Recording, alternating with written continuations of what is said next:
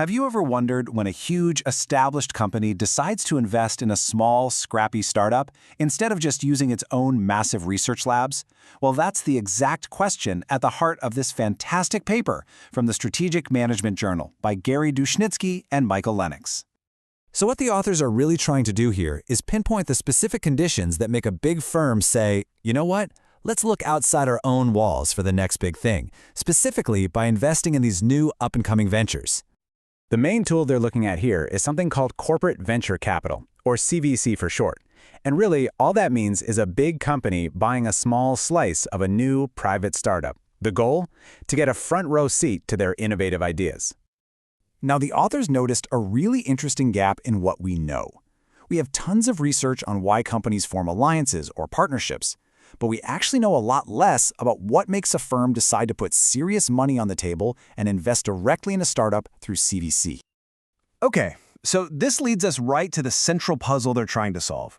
What's the internal calculation that a firm goes through when it's deciding between innovating in-house versus investing outside? At its core, the paper's argument is really just simple economics. A company is going to invest in a startup when it believes it'll get more innovative bang for its buck from that outside investment than it would by spending that same dollar in its own R&D department. To really put this idea to the test, they came up with a series of hypotheses that look at factors both at the industry level and within the firm itself. Let's walk through them. First up, they look at the whole technological landscape. Hypothesis 1 basically says that the more exciting stuff is happening in a sector, more technological opportunities, the more firms in that sector will invest in new ventures. And the logic here is pretty straightforward. You know, in industries where technology is just moving at lightning speed, you naturally see more groundbreaking inventions. That means more innovative startups are popping up. For a big, established firm, it just becomes way more attractive to tap into that ecosystem than to try and invent everything themselves. Next, they turn to intellectual property, or IP. Hypothesis 2 suggests something pretty interesting. The weaker the patent protection is in a sector, the more a firm is going to invest in new ventures there. Now, this is a really fascinating, kind of counterintuitive idea, right?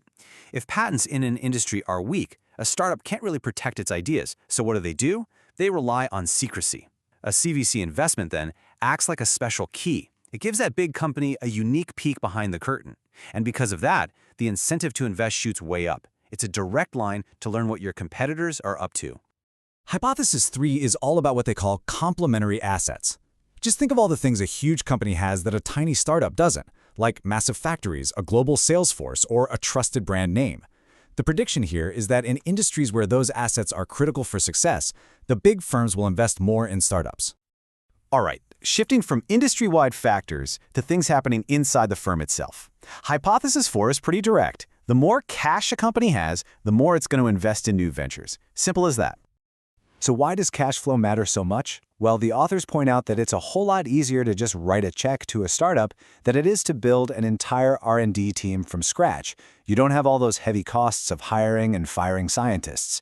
And what that means is that CVC investing is super responsive to how much cash a company has lying around at any given moment. And the final piece of the puzzle here is what the authors called the firm's absorptive capacity. It's basically a fancy way of saying, how good is a company at learning? Can it spot a great new idea, actually understand it, and then put it to use? The hypothesis is that the better a firm is at learning from the outside world, the more it's going to invest in startups. Okay, so with these 5 big ideas on the table, how did the researchers actually go about testing them? Let's take a look at their data and their methods. They put together a really impressive data set covering the entire decade of the 1990s. In the end, their sample had over 60,000 observations, looking at 1,171 public U.S. firms. This table gives you a quick snapshot of their key variables. The thing they're trying to predict, the dependent variable, is how much a firm invests in CVC in a specific sector. And to explain that, they're looking at independent variables like tech opportunity, the strength of the IP regime, the firm's cash flow, and something called patent stock, which is how they measured that absorptive capacity we just talked about. To crunch all these numbers, the authors used a common statistical method called an OLS regression. They also included something called random effects to make sure they were accounting for the unique characteristics of each firm and industry in their model. All right, the moment of truth. What did all this analysis actually find? Let's turn to the main empirical results. Here's a simplified look at what the data showed. Just as they predicted, things like weak IP protection, having lots of cash, and a strong ability to learn all led to more CVC investment. But, and this is a surprising twist, in their main model, two of the big hypotheses, the ones about technological opportunity and complementary assets, were not supported.